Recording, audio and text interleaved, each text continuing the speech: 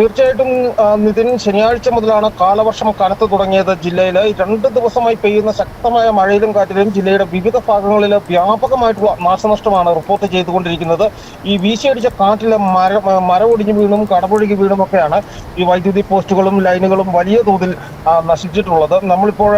ഞാനിപ്പോൾ ഈ ടെലി കയറുന്ന ആ ഒരു നിമിഷത്തിന് ഒരു 2 മിനിറ്റ് മുമ്പെയാണ് നമുക്കൊരു ഫോൺ കോൾ വന്നത്. രാമക്കൽമെട്ടിൽ വിനോദസഞ്ചാരികൾ സഞ്ചരിച്ച വാഹനം റിസോർട്ടിന് മുമ്പിൽ നിർത്തി. അതിനുശേഷം ഇവർ പുറത്തേക്ക് ഇറങ്ങുമ്പോൾ അതിന് മുകളിലേക്ക് ഒരു വൻമരം പതിച്ചു. വിനോദസഞ്ചാരികൾ അടക്കം രക്ഷപ്പെട്ടത് തലനാരിഴയ്ക്കാണ് എന്നുള്ള ഒരു വിവരമാണ് നമുക്ക് ഏറ്റവും പുതുതായിട്ട് അപ്ഡേറ്റ് ചെയ്യുവാനായിട്ടുള്ളത്. അതുപോലെ തന്നെ ഈ മരം ഒടിഞ്ഞു വീണാണ് ജില്ലയിൽ വ്യാപകമായിട്ട് ഗതാഗത തടസ്സവും നാശവും ഒക്കെ തന്നെ ഉണ്ടായിട്ടുള്ളത്. ഇന്നലെ മരമൊടിഞ്ഞു വീണ ഇതര സംസ്ഥാന തൊഴിലാളിയായ സ്ത്രീ പാമ്പാടുംപാറയിൽ മരിക്കുന്ന സാഹചര്യവും ഉണ്ടായി. ഇന്ന് രാവിലെ വിവിധ ഇടങ്ങളിലാണ്, അതായത് പ്രധാന പാതകളിലെല്ലാം തന്നെ മരമൊടിഞ്ഞു വീണ് ഗതാഗതം തടസ്സപ്പെടുന്ന ഒരു സാഹചര്യമാണ് ഇപ്പോൾ ജില്ലയിൽ നിലനിൽക്കുന്നത്. ഈ നേര്യമംഗലം റാണിക്കല്ലിലാണ് ഏറ്റവും ആദ്യം ഇന്ന് പുലർച്ചെ റാണിക്കല്ലിൽ മരം വീണ് ഗതാഗതം പൂർണ്ണമായി തടസ്സപ്പെട്ടത്. റോഡരികിൽ നിന്ന മരം കടപുഴകി റോഡിലേക്ക് വീഴുകയായിരുന്നു. നിരവധി വാഹനങ്ങളാണ് മണിക്കൂറുകളോളം കുടുങ്ങിക്കിടന്നത്. ഇതിനുശേഷം ഗതാഗതം ഇപ്പോൾ പുനഃസ്ഥാപിച്ചിട്ടുണ്ട്. ഇതുപോലെ തന്നെ കല്ലാർകുട്ടി പാലത്തിന് താഴെ മരം കടപുഴകി വീണു. അടിമാലി ഫയർഫോഴ്സ് സ്ഥലത്തെത്തി മരം വെട്ടിമാറ്റി ഇവിടെയും ഗതാഗതം പുനഃസ്ഥാപിച്ചിട്ടുണ്ട്. ഈ സാഹചര്യത്തിൽ തന്നെ കളക്ടറുടെ ഒരു ഉത്തരവും വന്നിരുന്നു. ജീവനും സ്വത്തിനും ഭീഷണിയാകുന്ന മരങ്ങൾ മുറിച്ചു നീക്കുവാൻ വേണ്ടിയിട്ട് ഇടുക്കി ജില്ലാ കളക്ടർ വി വിഘ്നേശ്വരി ഉത്തരവിട്ടിട്ടുണ്ട്. കനത്ത മഴ മൂലം ഈ കുമളി ടൗണിൽ വെള്ളക്കെട്ടുണ്ടായതാണ് ഏറ്റവും ഒടുവിലെ മറ്റൊരു സംഭവം. വ്യാപാര സ്ഥാപനങ്ങളിലേക്ക് വെള്ളം കയറുന്നതായാണ് നമുക്ക് ലഭ്യമായിട്ടുള്ള വിവരം. മൂന്നാർ മറയൂർ റോഡിലും രാവിലെ മരം പുഴകി വീണ് ഗതാഗതം തടസ്സപ്പെട്ടിട്ടുണ്ട്. മൂന്നാർ മേഖലയിൽ അതിശക്തമായ മഴയാണ് കഴിഞ്ഞ മണിക്കൂറുകളിൽ പെയ്തുകൊണ്ടിരിക്കുന്നത്. അടിമാലി ഇരുട്ടുകാലത്ത് വൻമരം കടപുഴകി വീണിരുന്നു. ദേശീയപാതയിൽ ഗതാഗതം തടസ്സപ്പെട്ടിരുന്നു. നിരവധി ഇലക്ട്രിക് പോസ്റ്റുകളും ഒടിഞ്ഞു. ആനച്ചാലിലും മരം വീണ് ഗതാഗതം തടസ്സപ്പെടുന്ന സാഹചര്യം ഉണ്ടായി. ഇവിടെ എല്ലാം തന്നെ ഇപ്പോഴേ ഫയർഫോഴ്സിന്റെയും നാട്ടുകാരുടെയും ഒക്കെ നേതൃത്വത്തിൽ ഗതാഗതമൊക്കെ തന്നെ പുനഃസ്ഥാപിച്ചിട്ടുണ്ട്.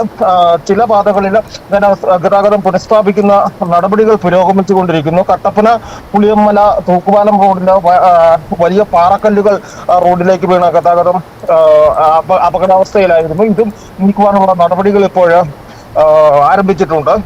ജില്ലയിലെ ഇതുവരെയുള്ള കഴിഞ്ഞ 24 മണിക്കൂറിൽ ഇന്ന് നമുക്ക് ജില്ലയിൽ ഏറ്റവും കൂടുതൽ മഴ ലഭിച്ചത് ദേവികുളത്താണ്. ഈ ദേവികുളത്ത് തന്നെയാണ് ഏറ്റവും കൂടുതൽ നാശനഷ്ടവും റിപ്പോർട്ട് ചെയ്തിട്ടുള്ളത്. 55.22 മില്ലിമീറ്റർ മഴയാണ് ജില്ലയിൽ ആകെ ലഭിച്ചതായിട്ടാണ് കണക്കുകൾ പുറത്തു വരുന്നത്. ദേവികുളം താലൂക്കിൽ ലഭിച്ച കനത്ത തോതിൽ മഴ ലഭിച്ചു. ഇവിടെ 93.2 മില്ലിമീറ്റർ മഴയാണ് പെയ്തത്. ഉടുമ്പൻചോലയിലാണ് ഏറ്റവും കുറവ് മഴ പെയ്തത്. 26 മില്ലിമീറ്റർ മഴ മാത്രമാണ് ഉടുമ്പൻചോലയിൽ പെയ്തത്. പീരുമേട് 55.5, ഇടുക്കിയിൽ 45.4, തൊടുപുഴയിൽ 56 മില്ലിമീറ്റർ മഴയുമാണ് ജില്ലയിലെ ഓരോ താലൂക്കുകളിലും ലഭിച്ചിട്ടുള്ളത്. ദേവികുളം താലൂക്കിലെ മഴ ശക്തമായത് മൂന്നാറിലെത്തുന്ന വിനോദസഞ്ചാര മേഖലയ്ക്ക് തിരിച്ചടിയായിട്ടുണ്ട്. എന്നിരുന്നാൽ കൂടിയും പ്രാദേശിക വിനോദസഞ്ചാര കേന്ദ്രങ്ങളിലേക്കൊക്കെ തന്നെ നേരിയ തോതിലെങ്കിലും ഇപ്പോഴും വിനോദസഞ്ചാരികൾ എത്തുന്നുണ്ട്. ക്ഷമിക്കണം.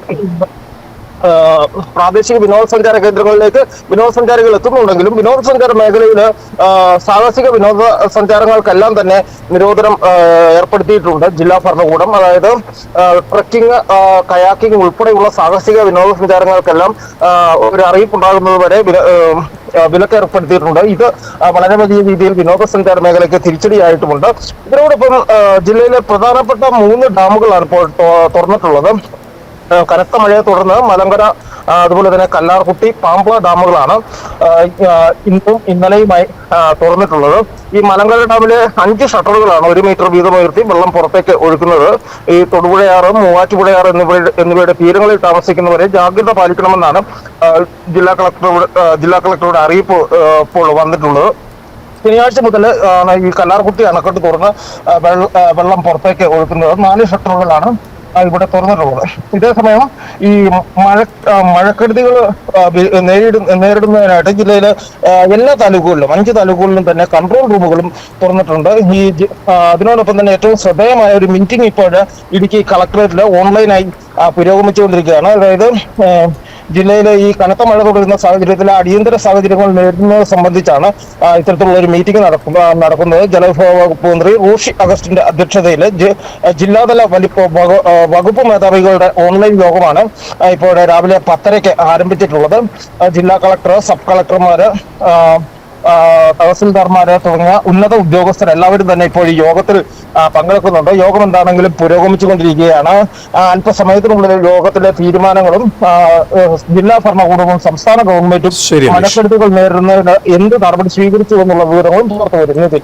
ശരി അനീഷ്, വളരെ വ്യക്തമാണ്. ജില്ലയിൽ കനത്ത മഴ തുടരുന്നൊരു സാഹചര്യം, വലിയ നാശനഷ്ടങ്ങളാണ് ജില്ലയുടെ പല മേഖലകളിലും ഉണ്ടായിട്ടുള്ളത്.